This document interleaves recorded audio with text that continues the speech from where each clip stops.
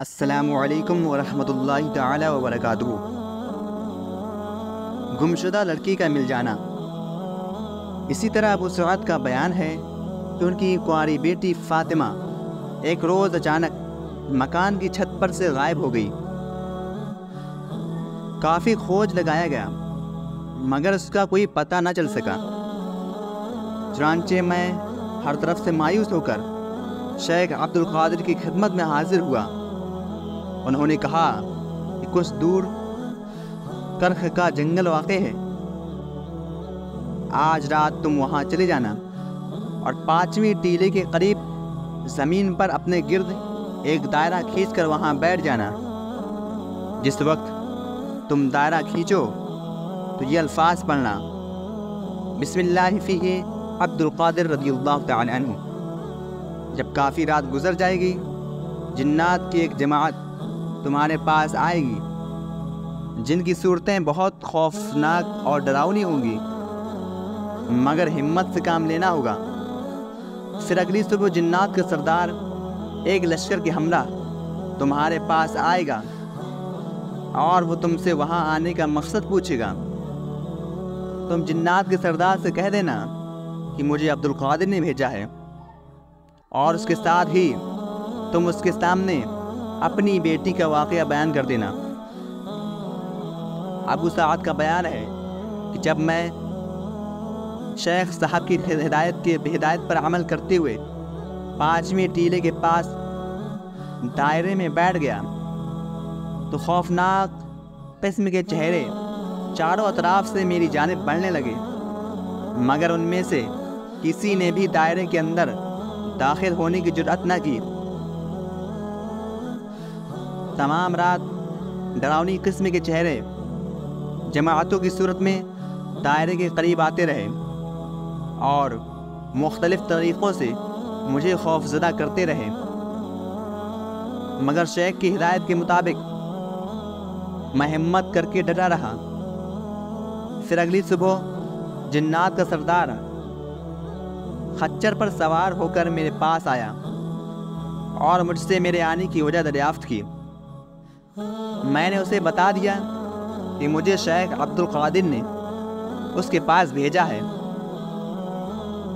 شیخ کا نام سنتے ہی وہ خچر سے نیچے اتر آیا اور زمین کو بوسہ دیتے ہوئے دائرے کے قریب بیٹھ گیا۔ اس کے ساتھی بھی آس پاس بیٹھ گئے۔ میں نے سردار کو اپنی لڑکی کی غائب ہونے کا واقعہ بتا دیا۔ اس پر سردار نے اپنے ساتھیوں سے مخاطب کرتے ہوئے کہا، بولو یہ کام کس کا ہے؟ مگر سب نے اپنی لا علمی کا اظہار کیا، جس پر سردار نے انہیں چھان بین کے لیے روانہ کر دیا۔ چند ہی لمحوں بعد وہ ایک جن کو پکڑ لائے۔ ان کے ساتھ میری گمشدہ لڑکی فاطمہ بھی تھی۔ مجھے ان جنات کی زبانی معلوم ہوا کہ میری بچی کو اٹھانے والے جن کا تعلق ختن کے علاقے سے ہے۔ سردار نے اس سے کہا، ارے بدبخت، تو نے قطب کی رکابی کے نیچے سے چوری کر کے ہم سب کو بدنام کر دیا ہے۔ جس پر جن نے جواب دیا، سردار، مجھے یہ لڑکی اتنی اچھی لگی کہ میں اسے اٹھانے پر مجبور ہو گیا۔ مزید اپنی صفائی میں میرے پاس کہنے کو کچھ اور نہیں ہے۔ ابو سعد کا بیان ہے کہ سردار نے میری بیٹی کو میرے حوالے کر دیا اور جن کی گردن اڑا دینے کا حکم دیا۔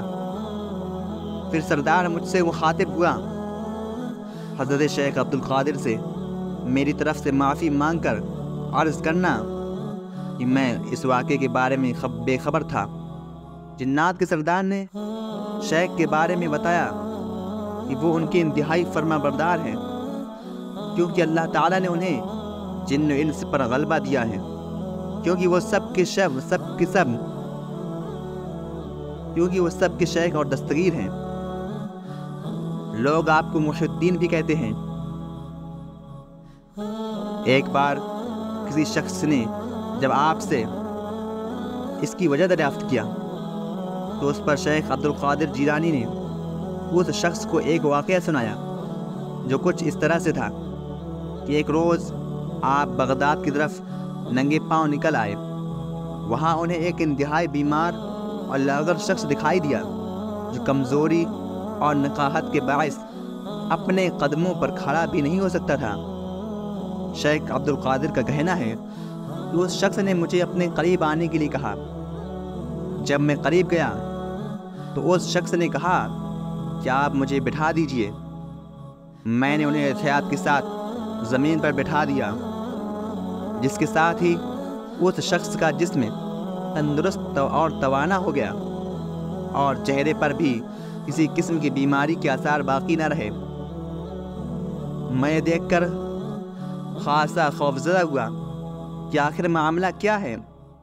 میری پریشانی اور گھبراہٹ کو بھانپتے ہوئے وہ شخص بولا، عبد القادر، میں دین ہوں، شاید تم مجھے پہچان نہیں سکے۔ میری حالت بہت خراب ہو چکی تھی، مگر آپ کی وجہ سے مجھے نئی زندگی میسر ہو آ گئی ہے۔ اتنا واقعہ سنانے کے بعد حضرت شیخ عبد القادر جیلانی کا کہنا ہے کہ میں اس شخص کو چھوڑ کر ایک جامع مسجد آ گیا تو وہاں ایک اور شخص مجھے ملا جس نے مجھے جوتی لا کر دی اور انتہائی عاجزی سے بولا، میرے سردار محی الدین۔ پھر تھوڑی دیر بعد جب میں نماز سے فارغ ہوا تو لوگ عقیدت و احترام کے جذبے سے میری جانب بڑھنے لگے۔ وہ میرے ہاتھ چومتے اور آپ بلند آواز میں کہتے، اے محی الدین، تم پر سلامتی ہو۔ شیخ عبد القادر جیلانی کا کہنا ہے کہ اس واقعے سے قبل کسی نے مجھے محی الدین کے نام سے مخاطب نہیں کیا تھا۔